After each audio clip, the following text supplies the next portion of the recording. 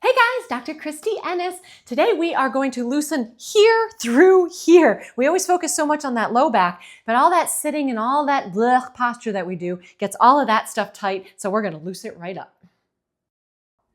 If you need to loosen a little before you loosen, this is where the derma hedge comes in handy, and you can get a little scraping in there to get some blood flow going, and I'll link that for you guys too.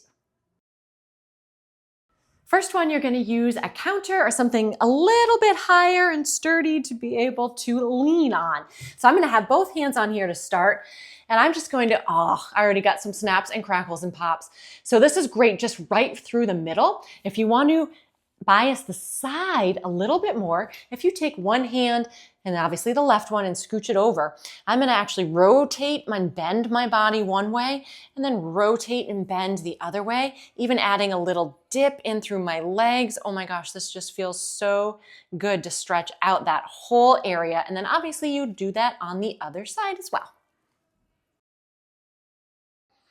All right, for this next one, you're going to go right into that forward fold like a traditional yoga pose. It's okay to have a little bend in those knees if you need it. You do not have to touch your toes. Wherever your hands stop is where you stop. And I'm going to take my right arm and reach across my left leg. I'm going to actually grab onto my ankle, but if you're stopped at the calf, that's where you grab onto. You're going to actually give a nice little pull. So think about kind of squeeze that shoulder down. I'm going to rotate my left arm up, and as I do that, I'm really pressing down and into that leg to get all through the back of the shoulder blade, and again in through that middle of the spine as well.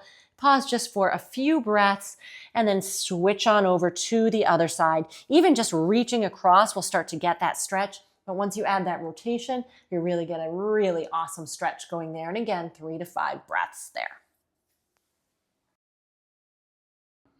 All right, another yoga combo one here. You're going to wrap that right arm underneath the left. And if this is all you've got, you stay here. If you can bring those hands closer together, do it. We're stretching again out through here. If you can, from here too, lift those elbows up. Now, as I do that, this is, can you guys see me? This is going to get a little bit more complicated. You're going to lift those elbows up and you're going to try to lean it back a little bit with that head. And then as I bring those elbows down, I'm actually going to think about rounding forward to really get in between those shoulder blades even a little bit more. So you'll just feel this in a little bit of a different way. You're going to do about 5 on each side.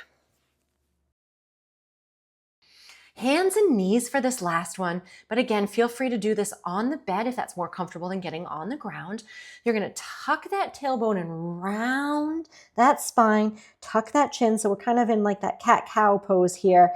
But from here, you're going to push back. So, you're going to feel this right through that mid. You'll feel this in that low spine a little bit too. Love this, nice and slow. And then from there, we're going to come back up. And as we go back into that position, I'm going to move my hands forward just a touch.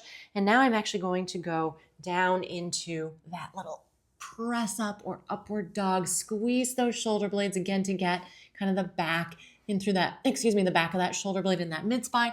And then we're rounding everything, pressing away as we come right back into it. And about 5 or so here.